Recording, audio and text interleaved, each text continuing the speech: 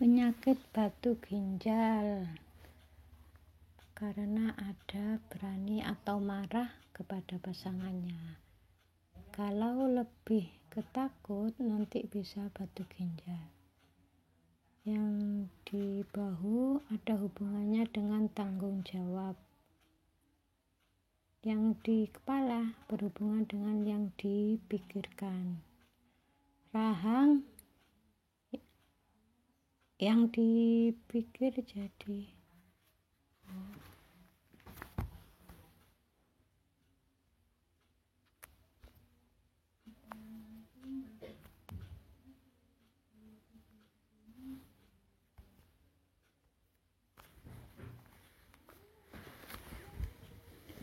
batu ginjal ada hubungannya dengan berani atau marah kepada pasangannya. Kalau lebih ke takut nanti bisa batu ginjal. Yang di bahu ada hubungannya dengan tanggung jawab. Yang di kepala berhubungan dengan yang dipikirkan. Rahang, sakit rahang itu gara-gara yang dipikirin jadi jengkelin. Misalnya mikirin sesuatu atau seseorang, begitu datang ternyata jengkelin, itu rahang, nanti bisa sakit rahang. Tapi kalau bertobat ya enggak, ini untuk jangka panjang, misalnya sampai beberapa bulan kok belum bertobat nanti jadi sakit rahang. Tapi kalau seketika itu bertobat ya enggak. Sebenarnya persoalan itu datangnya dari Allah, harus diterima dengan tenang. Kalau persoalan itu datangnya dari Allah, kalau kita terima dengan marah, ya salah. Harus diselesaikan dengan tenang dan sabar. Kalau kita menyelesaikan masalah dengan marah, karena persoalan itu kan ujian dari Allah, ya kita selesaikan dengan tenang.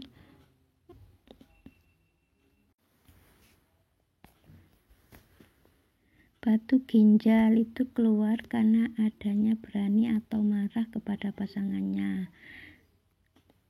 Kalau lebih ke takut nanti bisa batu ginjal atau sakit saraf kejepit. Kalau yang di bahu berhubungan dengan tanggung jawab. Yang di kepala berhubungan dengan yang dipikirkan. Kalau rahang, yang dipikirin jadi jengkelin. Misalnya ada seseorang yang dipikirin, terus orangnya begitu datang ternyata jengkelin. Nah, nanti bisa sakit rahang. Kalau tidak jengkel ya enggak, atau jengkel tapi hanya sebentar, terus bertobat, insya Allah tidak sampai kena penyakit rahang. Sebenarnya persoalan itu datangnya dari Allah, harus diterima dengan tenang.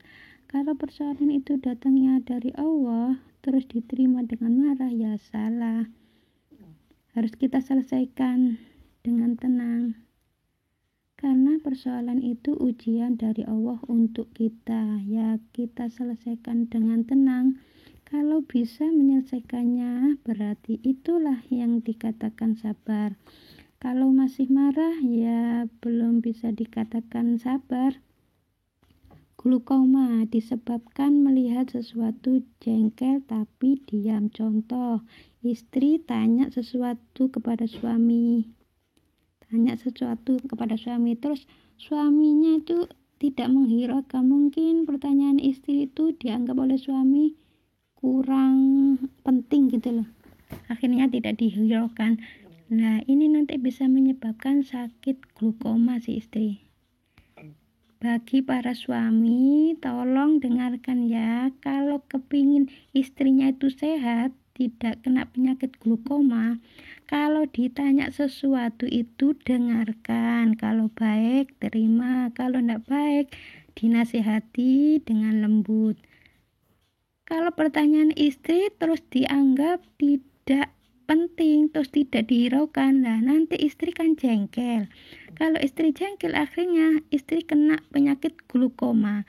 Jadi kalau istri kena penyakit glukoma itu musababnya dari suami yang suka jengkelin, memang tingkah lakunya. Jadi kalau kepingin istrinya sehat, suami itu berbuatlah sesuatu yang baik, jangan jengkelin. Begitu pula sebaliknya, istri juga begitu. Glukoma tidak akan sembuh, bahkan sangat jarang, ini kata dokter ya, glukoma itu sangat jarang bisa disembuhkan walaupun dioperasi. Penyakit itu kan datangnya dari Allah, ya minta kesembuhan ya dari, kalau penyakit itu datangnya dari Allah, minta kesembuhannya ya kepada Allah. Gini doanya, ya Allah, jika glukoma saya, tekanan bola mata tinggi itu disebabkan sering jengkel kepada pasangan, jika itu salah di hadapan-Mu ya Allah, ampuni aku. Ya Allah, jika glukoma saya, yaitu tekanan bola mata yang tinggi disebabkan sering jengkel pada pasangan, jika itu salah di hadapan-Mu ya Allah, ampuni aku. Terus itu diulang-ulang setiap sholat, insya Allah sekitar 3 bulan glukoma insya Allah sembuh tanpa operasi. Kalau penyakit itu datangnya dari akhlak, ya akhlak diperbaiki. Kalau dari makanan, ya makanan dihindari. Yang paling sulit itu dari akhlak, karena kalau orang itu sudah kebiasaannya jelek, jadi orang baik itu susah ya. Ya bisa, tapi agak sulit gitu. Makanya harus dibiasakan berakhlak yang baik.